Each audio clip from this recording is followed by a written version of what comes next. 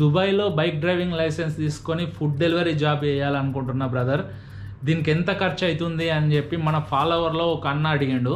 అయితే దుబాయ్లో bike driving అనేది చాలా రిస్క్ తోటి కూడుకున్న విషయం. ఇక్కడ 100%లో 80% రిస్క్ తోటి కూడుకున్న జాబ్ ఏదన్నా ఉందని అంటే దుబాయ్లో బైక్ డ్రైవింగ్ ఒకటే.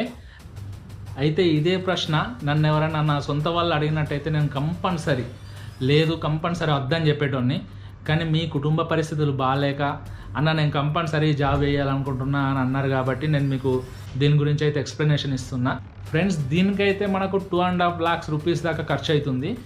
ఎందుకనంటే 1 లక్ష వచ్చేసి మనకు ఎంప్లాయ్మెంట్ వీసా కోసం, అండ్ ఇంకొక 1 లక్ష వచ్చేసి ఇక్కడ బైక్ డ్రైవింగ్ లైసెన్స్ తీసేందుకు, అండ్ 50,000 వచ్చేసి మీరు ఇక్కడ 2 months దాకా ఏం పని ఉండదు మీకు. ఇక్కడికి వచ్చినాక ఓన్లీ బైక్ డ్రైవింగ్ లైసెన్స్ తీసుకునేందుకు ఆ ప్రాసెస్, క్లాసెస్ కోవుడు, టెస్ట్లు ఇచ్చుడు, ఈ ప్రాసెస్ మీదనే మీకు 2 months దాకా టైం అవుతుంది.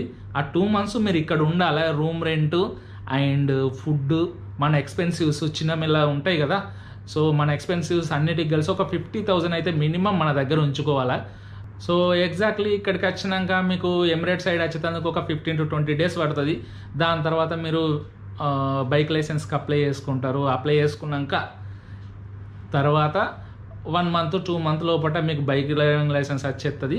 సో ఓవరాల్గా మీరు జాబ్లో జాయిన్ అయ్యేసరికి అయితే మీకు 2 to 3 months దాకా, మీరు ఇక్కడికి వచ్చినాక 3 months దాకా పడుతుంది. కాబట్టి ఆ ఎక్స్పెన్సివ్స్ కోసం మీరైతే ఈ మనీ అయితే మీ దగ్గర ఉంచుకోవాలి. ఎందుకనంటే ఈ దేశంలో నా వాళ్ళు అనేటోళ్ళు ఇక్కడ ఎవ్వరు ఉండరు, మనమే చూసుకోవాలి.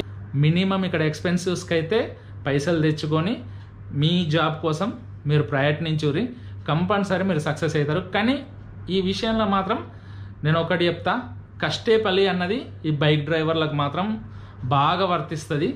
ఎందుకనంటే మనం ఎంత వర్క్ చేసుకుంటే అన్ని పైసలు దీంట్లో మనకు 5,000 దాకా ఎర్న్ చేసేటోళ్ళు కూడా ఉన్నారు. 5,000, 4,000, 6,000 కూడా ఎర్న్ చేసేటోళ్ళు ఉన్నారు.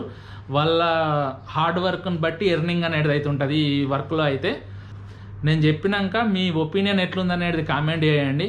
మీరు రావాలనుకుంటుర్రా లేదా అనేది కామెంట్ చేయండి. అండ్ ఈ వీడియో మీకు ఏమన్నా ఇన్ఫర్మేటివ్ అనిపిస్తే మన ఛానల్ని సబ్స్క్రైబ్ చేయండి. యూట్యూబ్లో అండ్ ఇన్స్టాలో కూడా ఫాలో కొట్టండి ఫ్రెండ్స్. చాలామంది చూస్తున్నారు కానీ ఫాలో చేయట్లేదు. Please friends follow చేయుర్రి.